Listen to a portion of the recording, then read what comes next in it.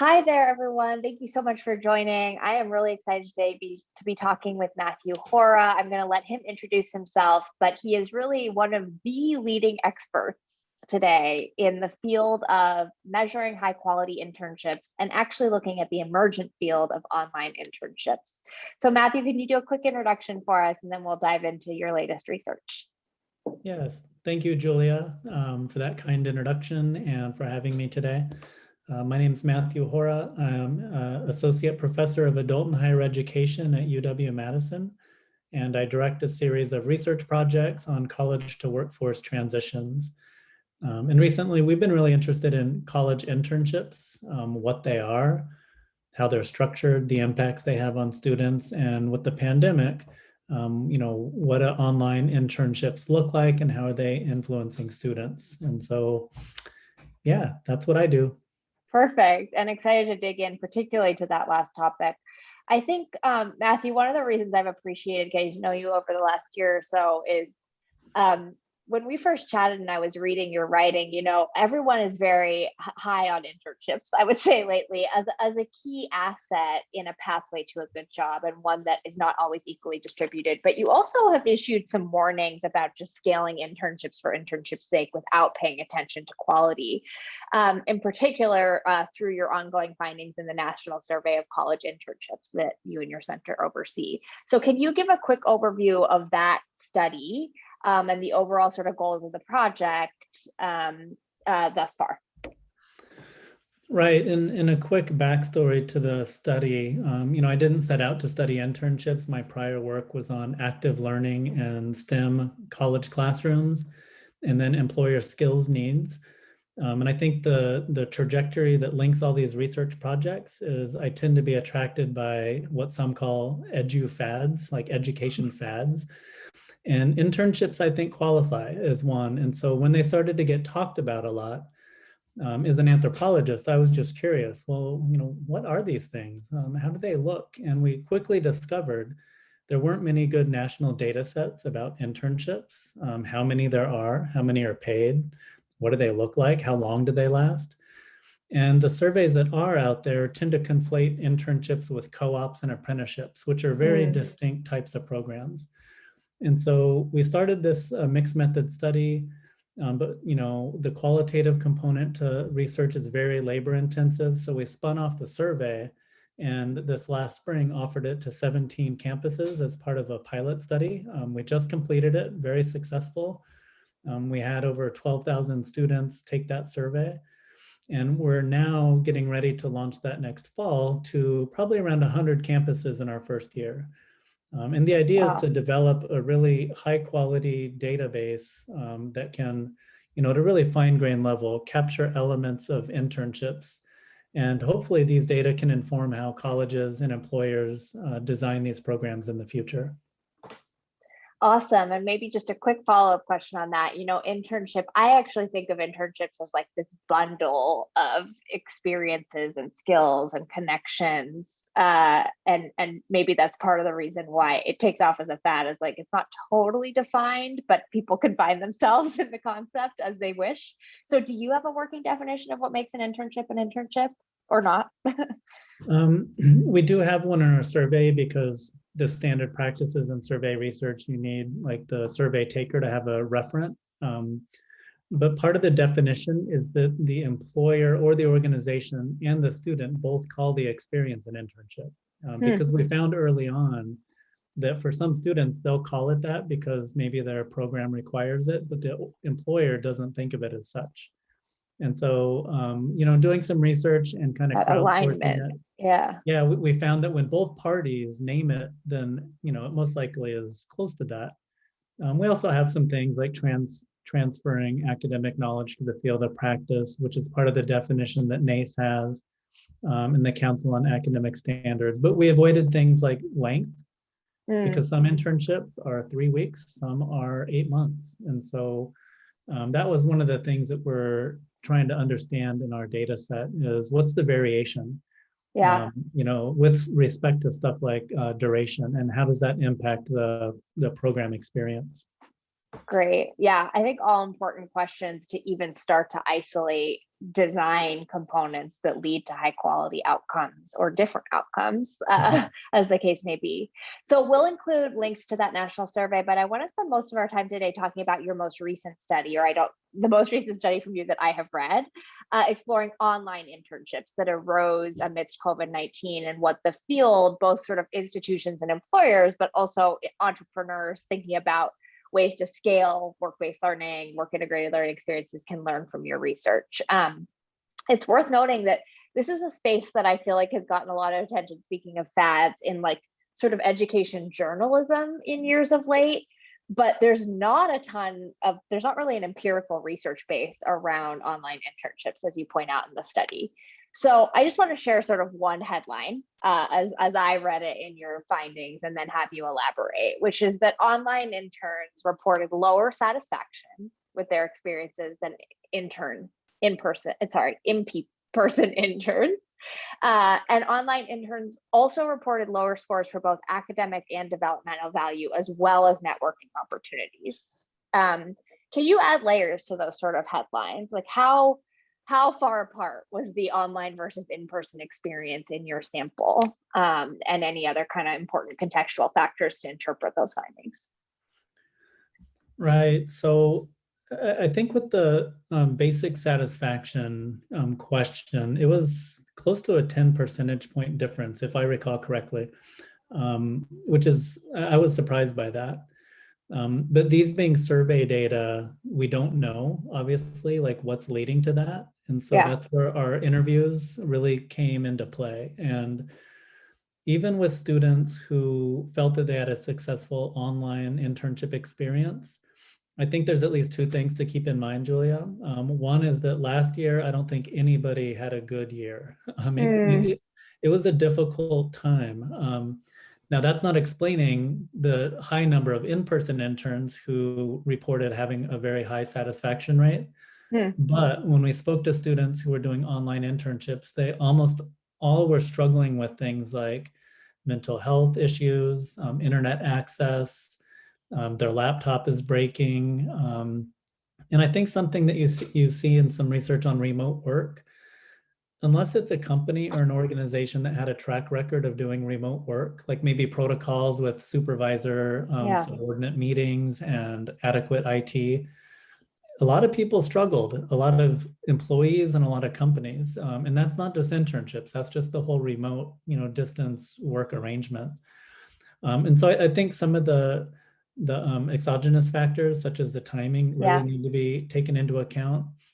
But when it comes to the academic and developmental value and also the networking, the fact that you're just not in a physical space with people where you could do those hallway chit chats, go over to the next cubicle and talk with somebody, that's really tough. And you're losing a lot of the social and cultural aspect of work-based learning, which is actually being immersed in the social and cultural setting. And I don't think you can replicate that. Some people are trying to, like with online, happy hours and stuff, but it's a stretch. And I think for some fields where, the work is really hands-on and immersive, it's very, very difficult. But that's not to say people aren't going to try. And I know that some of the literature that is out there on remote work, more multinational firms have teams that are based in different countries, and they're developing really good systems for having these project teams develop,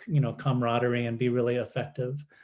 Even online, Yeah, even online. I just think for a younger person that's just entering the field as a novice, it's a different question as if you're getting a bunch of professional engineers from Europe and East Asia.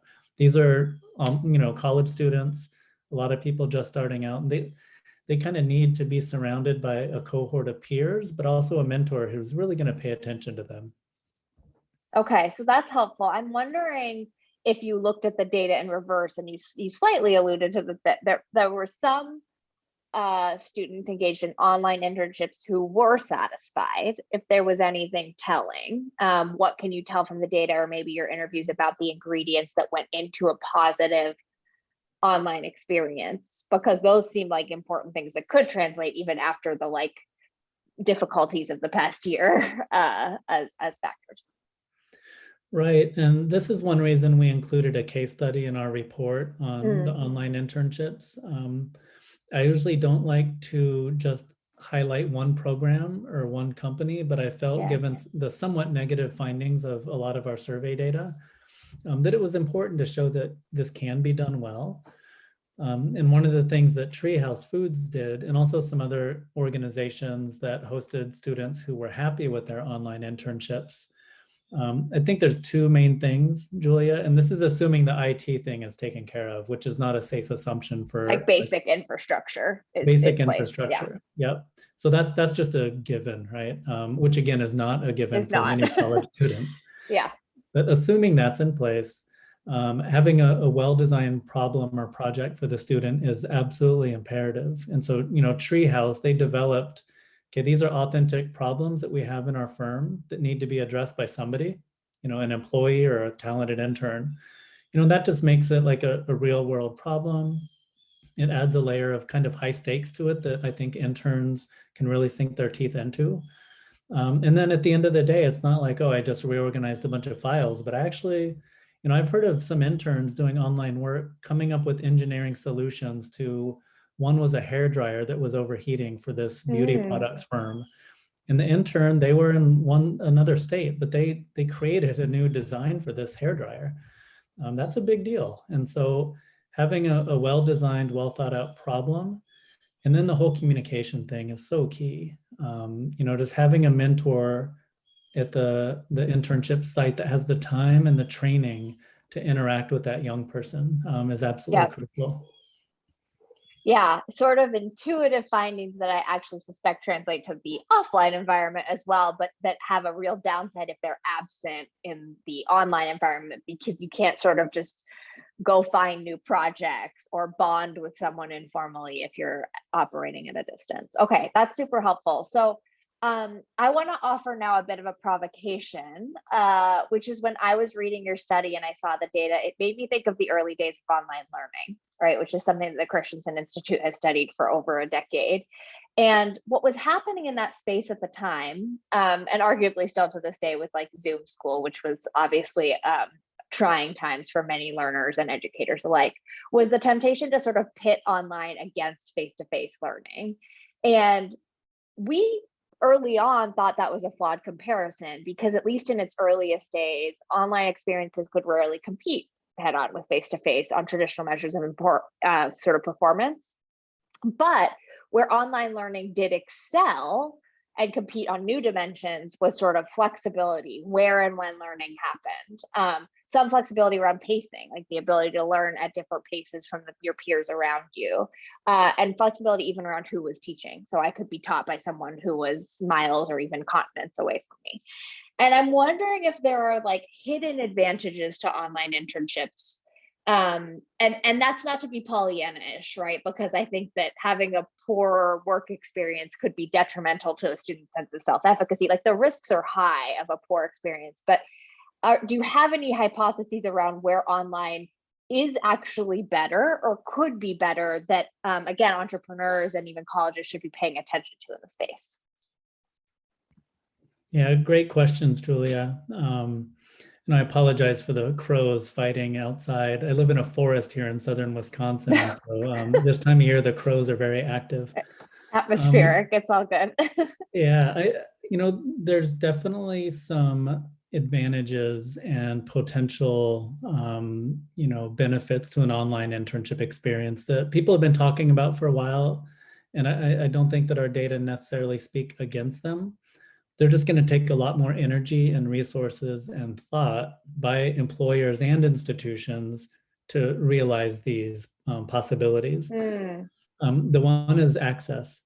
And so for a student that lives in a rural area or not even rural, some small cities where there's simply not a critical mass of employers that can host an intern, especially in certain disciplines. It's very consistent in the literature that if you're a business or an engineering student, or if you're in a field like, nursing and allied health or teacher education where you have to take a practicum, if you're in those fields, typically you can find a position because there's a tradition in those, occupations for internships. If you're in the arts, social sciences, Mm, not so much. And so if you're in a small city or out in a rural campus, it's even doubly so and doubly difficult to find a position.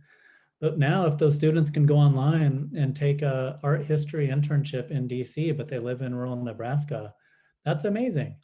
Um, it's just we have to cultivate the number of positions that are available online, because right now there's a supply and demand imbalance. hmm. One of the data points from those online networking platforms is that there were a lot more students registering for those vendors and Looking applying. for an online. Yeah. Right, but there weren't enough employers posting positions, and Mm, so the supply demand thing is a huge issue, because we can talk a good talk about everybody needs an internship, but there's simply not enough positions out there. The other thing is access, not geographic or disciplinary, but in terms of financial capital. I mean, it's a very fundamental issue in the world of internships. It's not just an issue, it's a huge problem. But if you're a low-income student who either cannot take an unpaid internship, which is itself highly problematic, or yep. work at a really low wage, um, and or relocate to an expensive city like Boston or Los Angeles, then doing something online, again, this is assuming it's a paid internship, which is a bad assumption because we found, unfortunately, a number of online internships were unpaid. But if you take away the relocation expenses, which is considerable, that hypothetically at least makes it more accessible to low-income students. Yeah. Um, because it's the same cities we keep on hearing over and over again, and it's probably not a surprise, tend to have super high concentrations of internships. DC being a classic case if you're in Yeah. political science. But to live there is not cheap. And so that's a big issue that online internships could address.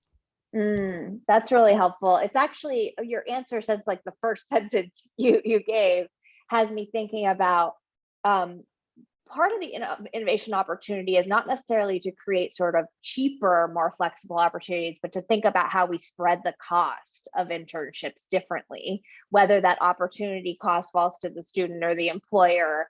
And the idea that I think part of what you're saying, particularly thinking about supply demand, is like this may still be a cost for employers to create high quality online internships, but they could be a lower cost proposition to students who may not be able to afford to move, etc. So that's actually a new way for me, at least, thinking about a system-wide play to expand access while keeping an eye on quality and not having online always just be sort of the lesser option out there on the market. In the last few minutes, I want to talk about what is all I ever want to talk about, which is access to networks. But it's the reason I'm so interested in sort of this fad around internships and whether internships are translating into expanded access to professional social capital. And it's something that you actually looked at in this study, right? You asked students to report on if and how they experienced expanded access to networks as a result of their internships. And you found that students with the hybrid internship experience, which as I understand is a mix of online and face-to-face, reported the highest rate of feeling that their internship had expanded their professional network, followed by in-person. And then lastly, as you alluded to, online interns reported the lowest rate. Drilling down, do you have insights or hypotheses into why those differences arose? And particularly interested in this hybrid finding, right? That those students actually had the best, by a small margin, the sort of best results when it came to networks. Yeah, and I think the fact that we captured by accident this hybrid experience because we had a other response option. It gets to your earlier question about this binary between in-person and online, which is it's a false dichotomy because there's a bunch of hybrid experiences, but even within the online realm, some people have the micro internship experience, which could be 2 to 4 weeks. Some people call online internships like a short kind of virtual reality simulation experience. Those are often embedded in courses.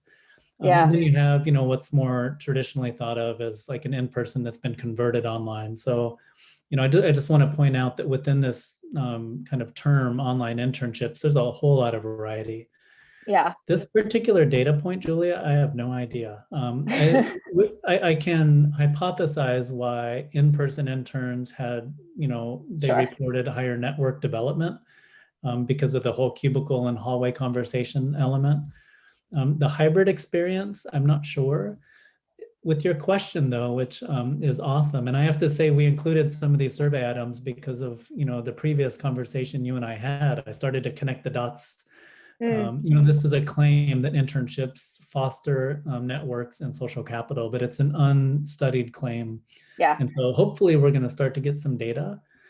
But one of the things that the online interns spoke about a lot was tapping into some of the online networking platforms, LinkedIn, social media, that they were using that in conjunction with their online internship experience. Now, the in-person interns, we didn't ask them about that. I know most students now are on LinkedIn or Handshake or whatever, but that's all that I could speculate is maybe the online or hybrid interns were more plugged in. I'm not sure, but this is definitely something that should be looked into more. Further, yeah, definitely. And interesting to think about whether those tools, one of the advantages of, I don't think of LinkedIn as like the only way to build social capital online. It's actually quite limited in certain ways, but it does allow students to then maintain those connections after the internship ends, right? Even if someone switches jobs, they still have the ability to connect with them. So that's the interesting longitudinal question of whether those networks remain sort of within reach and something that students mobilize after the fact to look for further opportunities. Let's talk really quickly about social capital on the flip side, right? Which is in some ways the problematic relationship between social capital and internship access, which is that you actually found in your survey that more than half of respondents, 52.5% to be exact, had indicated that they initially learned about their internship opportunity through informal networks, which actually tracks with broader data on an estimated half of jobs coming through personal connections. And those are everything in this case from professors to family members to friends. As you write, this underscores the importance and influence of personal networks. But what should institutions do with that data point, right? Because part of your broader work at your center is to help institutions, right, not just employers, think about internship access as an equity issue. And so any recommendations or considerations that sort of that finding prompts for you or your colleagues? Yeah, and I really appreciate that question, Julia. I think the first thing is that sometimes I feel like higher education observers and colleges talk about career choice, major choice, as if it's happening in a cultural and racial and gender vacuum, as if a student's just thinking, oh, I want to be an engineer. But there's a whole lot of cultural and racial and gender pressures and messages students get from very early age about professions and occupations.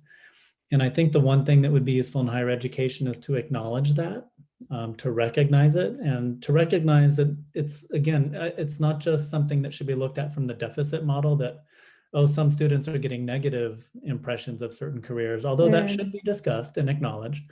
But there's also an asset element.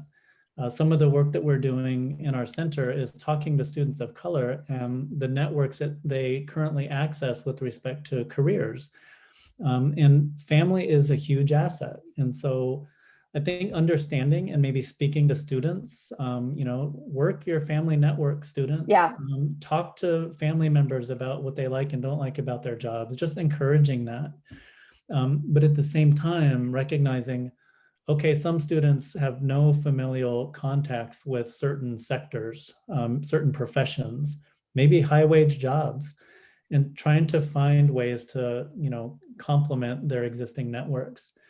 Now, the one thing that we're finding in some of our mixed methods research is that students really do rely on their instructors, like what's said in the classroom, and especially working students who just don't have time. I mean, I don't have time. I don't think you do either, to wade through all the emails you get on a daily basis. So imagine a student, your career center is just flooding you with all these internship emails. I mean, we have students saying, I don't look at any of those.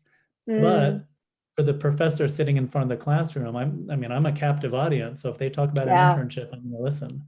If they can talk more about, different career options, different ways to tap into different types of networks, different ways to build networks. I think that would be a huge thing. It's just a matter of training faculty on that point, which is never easy. And then it's all, because it's perceived as cutting into class time. Yeah, But then having some institutional supports that can back that up. So totally. faculty can say, if you're interested in talking to people that are in the legal profession, go here. Hmm. And so, yeah, there's a few things that can be done, but it's definitely a tricky thing to address. Yeah, I mean, but I love the two main things you spoke to, which is something we've actually emphasized in a recent playbook that we put out, which is first and foremost taking stock of who students already know and honoring those existing assets that students themselves may not be seeing as professional connections, right? But could be mobilized in service of accessing work and internship opportunities. And then secondly, this idea of staff and faculty acting as brokers and the systems that need to be in place to give them the tools and resources to do that, and kind of the mindset. I think the only thing I'd maybe editorialize in that is that if classrooms have experiential learning components, that's also starting to happen more naturally, right? Where students are potentially accessing and different sort of professional connections in the course of their learning that could be then mobilized for further internship opportunities down the line. We only have like 1 minute left here, so lightning round answer on so what's next in your research. Particularly, I want to hear, like, are you going to keep studying online internships? And obviously, it sounds like you're going to continue to refine and scale your National College Internship Survey. But what's next? What are you excited about? Yeah, the online internship question, I think it's going to be embedded within our broader studies, just continuing to look at similarities and differences in student experiences and outcomes. We're also getting some requests about, okay, you've pointed out some issues with online internships. Can you help us improve them? And right now we tend to point to other people doing that work, but we're probably going to start to develop some, training and technical assistance Great. services to take our data and help people do this maybe a little bit better. But in terms of like an actual research project, what we were just talking about, Julia, is something that is percolating amongst a few of the members of my research group. Is, say you have experiential learning embedded in the classroom, and as an institution, you're relying on that not just as a kind of a course delivery pedagogical strategy like active learning, Yeah. but you're also looking to it as a way to develop professional networks and social capital. Yeah. One of the things that we're really digging into in our work on skills is how skills are defined and interpreted and learned is very gender and class and race based. And so thinking too about the way professions are shaped by a lot of cultural expectations. We find especially some of our research sites are on the border region in Texas. We're finding very strong gendered messages for Latinx students about which professions are okay for men and women. And so as we start to embed experiential learning in the classroom, faculty need to really be attentive to this. Like, is the employer or the situation you're bringing into the classroom conveying implicitly or explicitly certain messages about who should be in this profession, what skills are being acquired, and who's defining those skills and on what basis? It's just being really attentive to some of the hidden biases within experiential learning, whether it's in the classroom or an online internship. It's a tall order practically to address that, but from a research perspective, it's fascinating because there's all these political and historical and cultural issues at work. Well, and I think it's the time is right? I mean, I think experiential learning for its upsides is getting more and more attention in the post-secondary space, and yet we could be scaling the wrong thing, to your point, sort of form over function without interrogating those functional and sometimes hidden pieces. Fascinating. Well, we look forward to reading what comes of that and continuing to learn with and from you on this growing space of internships and online work experiences. And I'm just grateful for your research and for you taking the time to chat with me today. Great. Thank you, Julia. And we appreciate the work you're doing as well at the Institute. Thanks so much, Matt.